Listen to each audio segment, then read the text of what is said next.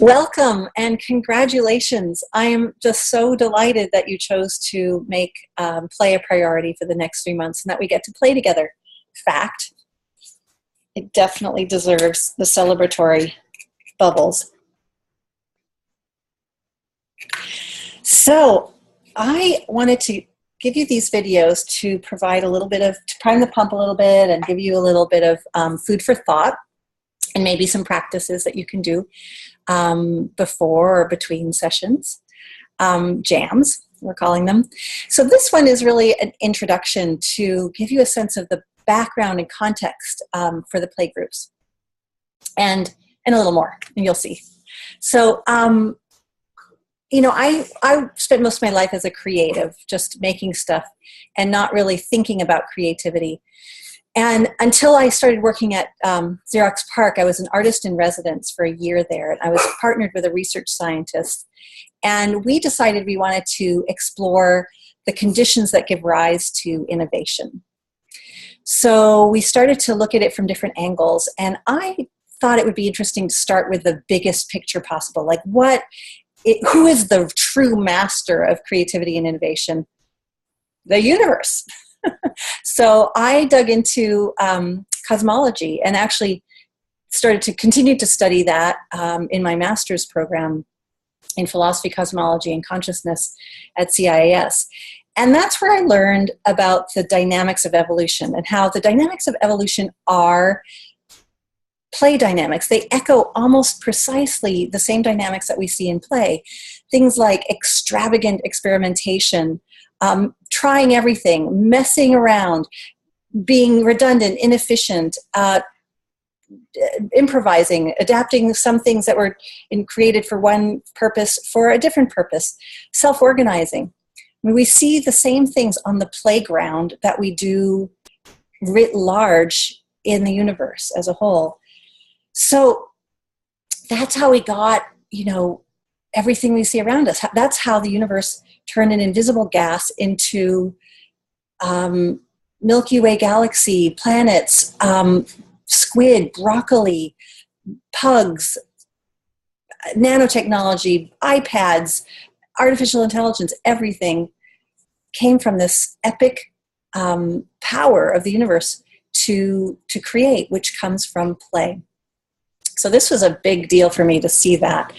And what I saw was that as the universe evolved through play, it evolved to create forms of life that then started playing, which is amazing if you think about it, because here's the power of the cosmos, this creative, the dynamics that give rise to creativity that then become articulated in species that are playful and that become increasingly more creative through their play.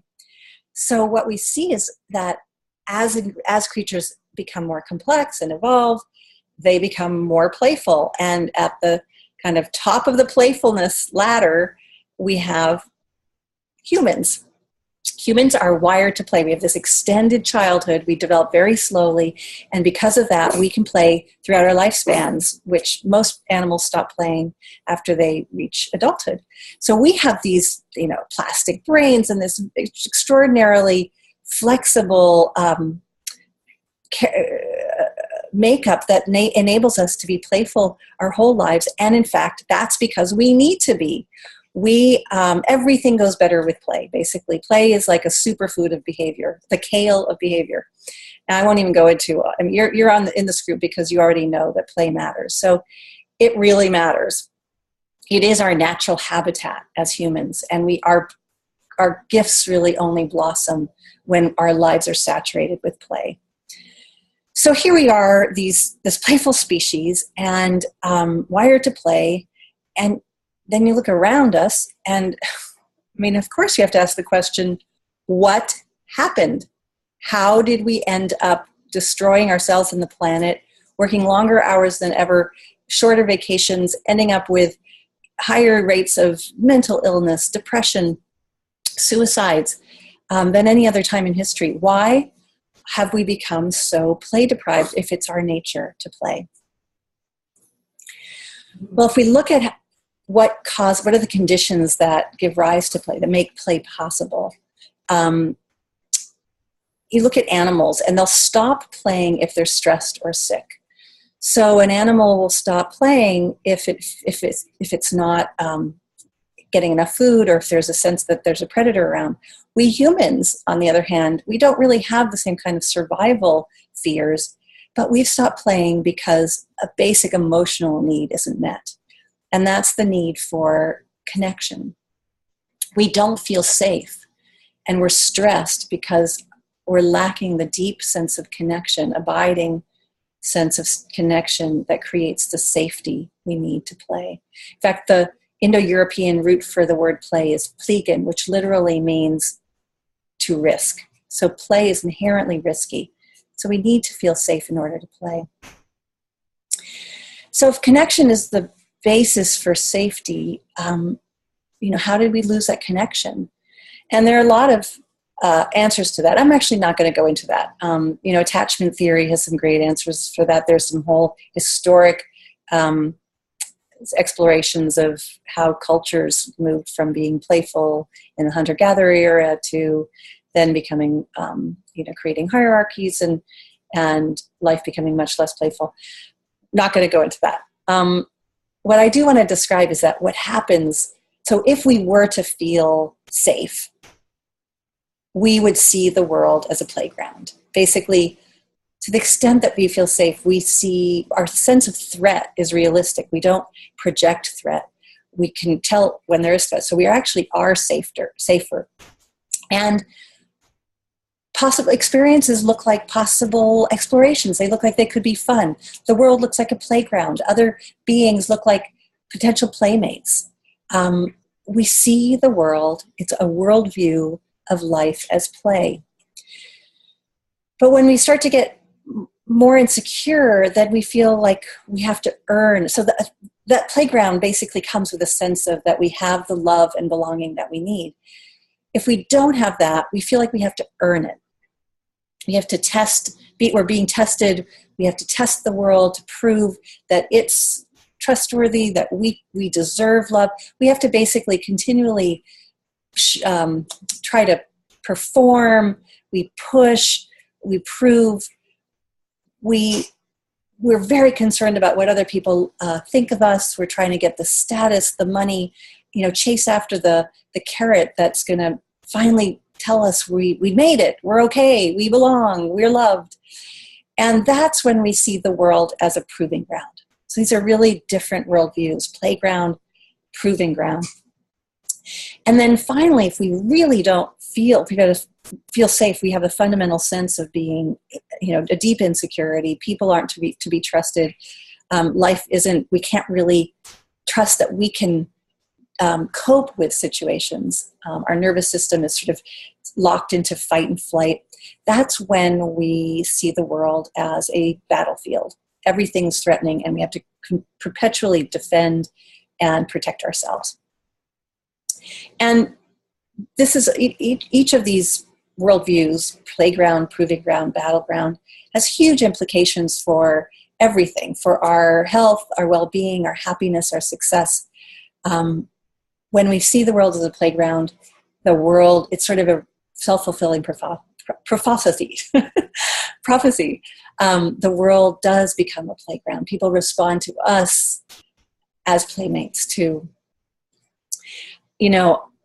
I see this all the time with my dog, Macy. We go for walks, and at the beginning of the walk, she's just all wags and wiggles. Everybody she meets is somebody to greet as a playmate. And then occasionally she'll find like a bone or something, and all of a sudden it's like everybody's a potential bone thief. She kind of hangs back. She protects herself. If Garbanzo, my other dog, comes close, she'll growl. Anybody gets a big growl, it's clear that she's just not having as much fun, but she's got a bone to protect and defend, and she thinks it's a great prize. But it's clear it's not nearly as much of as fun a way to live, as joyful a way to live as if she didn't have a bone to protect. So I think we can all relate. I can certainly relate that, I have mornings where I have a bone to protect and defend and to pick. And that bone is usually like, we all have versions of that bone, but generally speaking, it's some identity that I feel like I need to protect, some idea of who I need to be and how I want to show up, and something that has some pride attached to it. It's usually some fragile part of me that's really actually believes I'm deficient, and that is trying to compensate, and that's my bone. So you might want to think about, well, what's your bone? You know, what's the trigger that turns the playground into the proving ground? We all have one, if you even feel like you have a sense of living on a playground. The thing is that we all live on each one of those. It depends on the context. We might have a center of gravity in one, but all of us have some experience of living in a playground, and it can shift in the course of a single day. So maybe you can think about what parts of your life are playgrounds, what parts are proving grounds, and what parts are battlefields. Think about, you know, in the course of a day or domains of life. And where do you spend most of your time? Where do you think you live most of the time? And you might kind of explore what's causing you to feel more or less secure in each one. If we're on the proving ground, there's something that doesn't feel safe, something that feels insecure. What's your bone? So most of us, the bone is an idea of who we need to be in order to get the connection and love and belonging that we need. It's based on a core belief that we don't actually deserve it, because somehow we didn't get it at some point when we really needed it. And so it's basically that we aren't okay just as we are, and that we are in some way deficient. And this is really what keeps us from playing.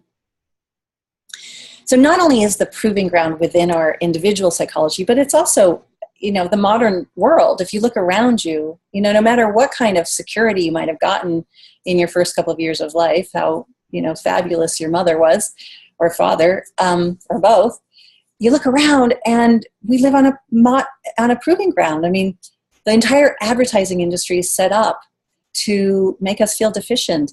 Free market capitalism is based on competition, the rat race.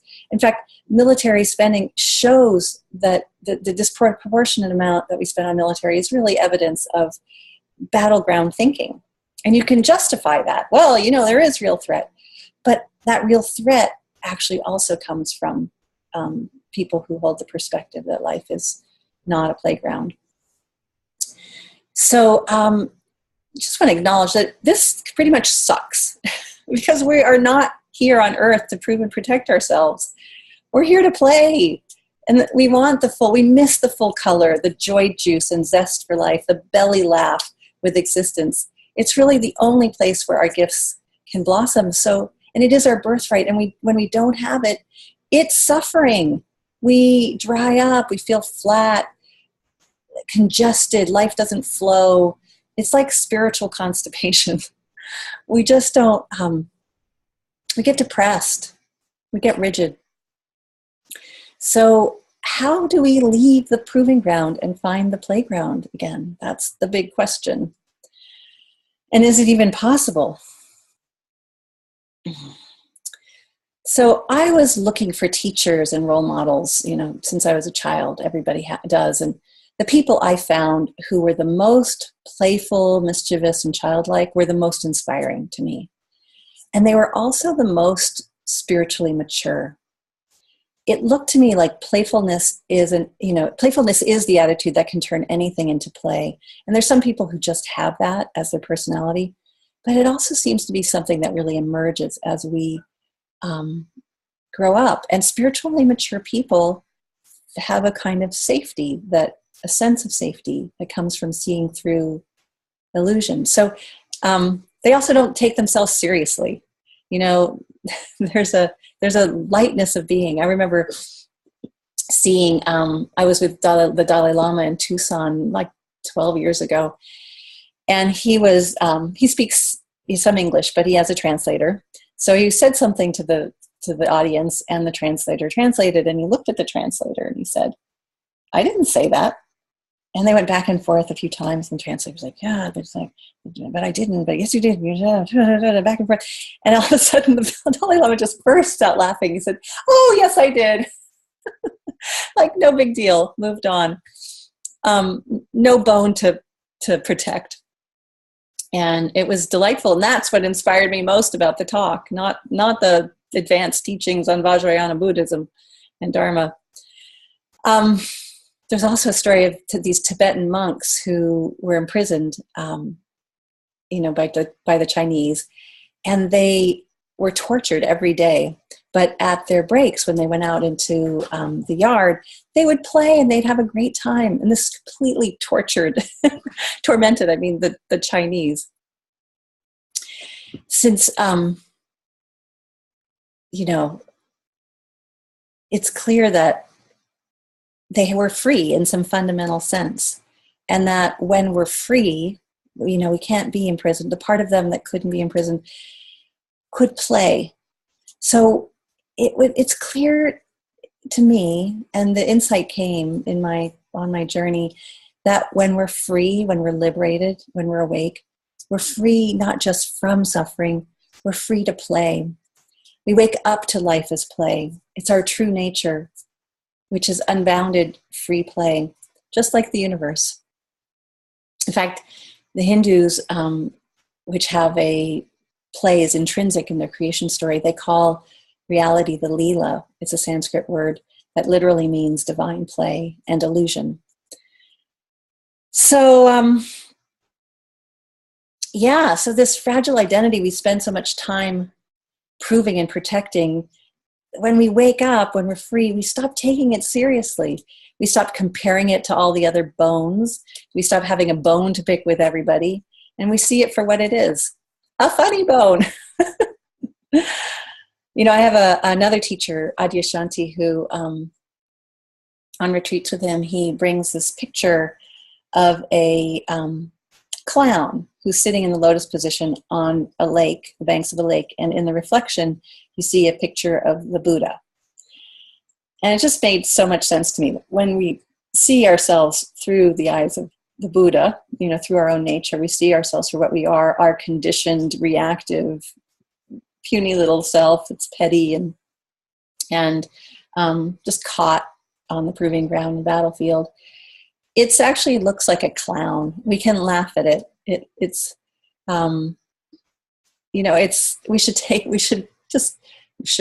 We can really just hold it with compassion, because it's clearly a part of us that doesn't feel safe, but also just see it for what it is. Kind of silly.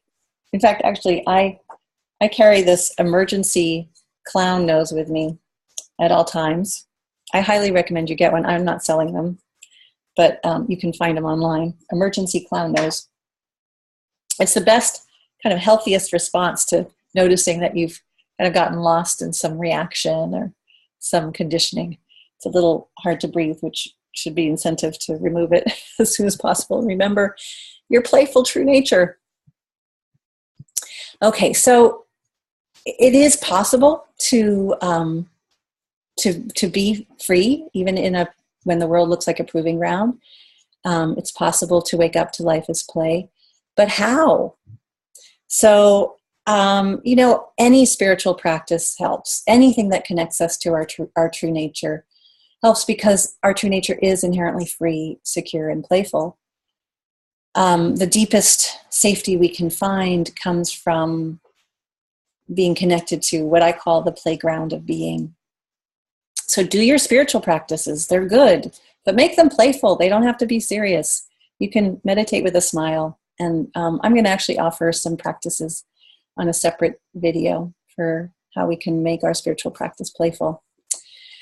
So that's, of course, helpful. But I wanted to know, in this journey toward this playgroup, all ending in this playgroup, I wanted to know if, when we're free to play, then can we also play ourselves free?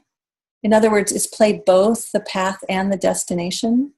And if so, what kind of play? Is it chess, competitive sports, gambling, dancing? There's so many different kinds of play. How do we use play as a spiritual practice, if it can even help? So, in studying the universe, I saw how play is both a catalyst for evolution and an expression of evolution. So playful dynamics created playful creatures. That tells me that play as a process leads to increasing levels of playfulness. But does it also help us play ourselves awake? Does it help us wake up? Or, does it do more than just give us a nice little break from the proving ground so we can get back into the right rat race all refreshed and renewed, and make us more competitive, which a lot of people do use play for, and that's what weekends and vacations end up being. Or does it actually open us to our playful true nature? So another way to put it is, does play actually help us feel safe and secure? Does risking play make us feel safer? So the short answer is yes. And that's because when we play, we do catch a glimpse of our true nature. It energizes our path. It acquaints us with the freedom and fullness of our own unconditioned being that gives us bodhicitta, the appetite for waking up. It's a resource. So it also lets us practice new ways of being without the stakes being very high. It's risk, but we're in control of being out of control. So we can widen our repertoire and see through the bone, drop the bone for a moment. So what kinds of play are helpful? So it's become clear to me that it's got to be the kind of play that you love, that liberates your joy.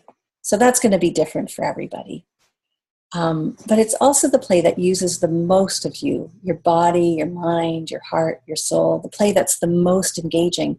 Because actually playing with abandon, when we're fully absorbed in play, is abandoning our conditioning. It's abandoning everything that isn't in the present moment. It's reuniting with our true self.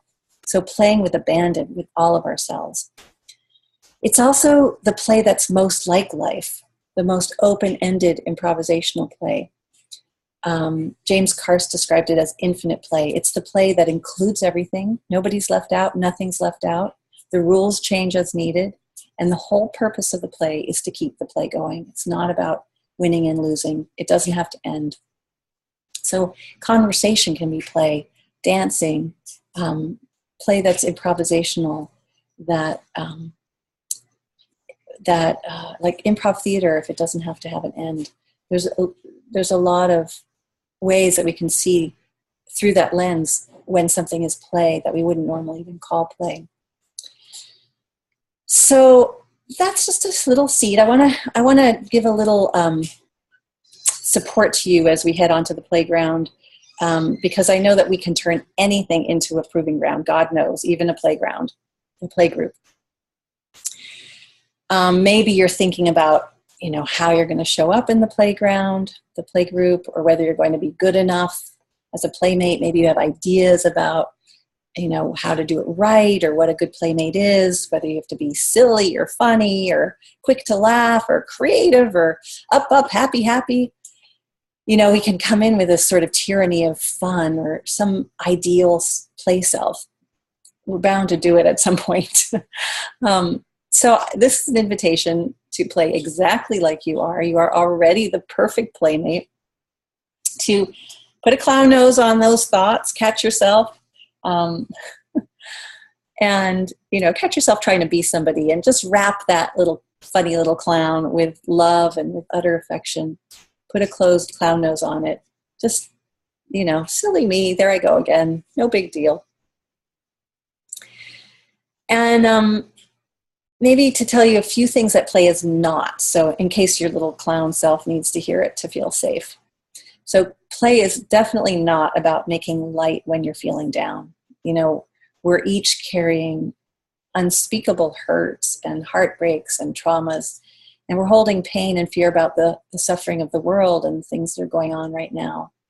And this playground is really a place to include absolutely everything. We're not blocking anything out. If it's there, welcome it. So you don't have to show up up when you're down. I like this cartoon by Calvin Hobbes. Calvin says, you know, Hobbes, some days even my lucky rocket ship underpants don't help. So play is also not a self-improvement method. It's not productive. It's not going to get you some, you know, goals that you need for the proving ground. In fact, it's a total waste of time. Okay, it's not a waste of time, but I don't want to encourage the proving ground mentality that's going to co-opt your play experience with some productive outcome-oriented justification. Just because play does actually improve every area of your life is no reason to do it. And play is definitely not the new Pilates. It's not one more thing to put on your to-do list and feel oppressed by every day. If you find yourself doing that, like feeling like you have to play, just don't.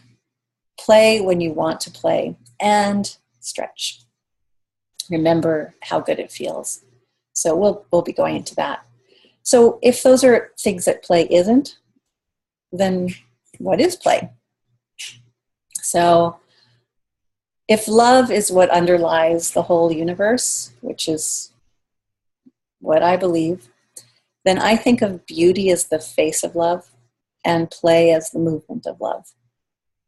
So any action that comes from love is going with the grain of the whole universe and is play. I'm going to end with this Hafiz poem,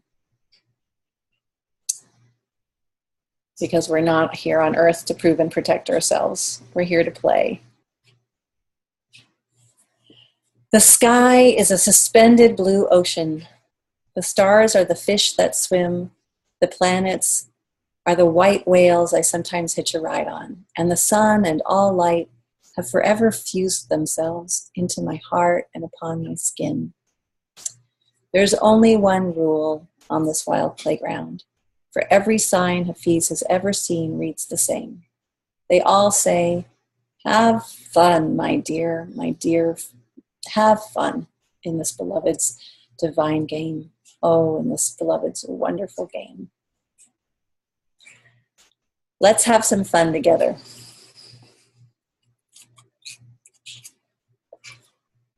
I'll see you soon.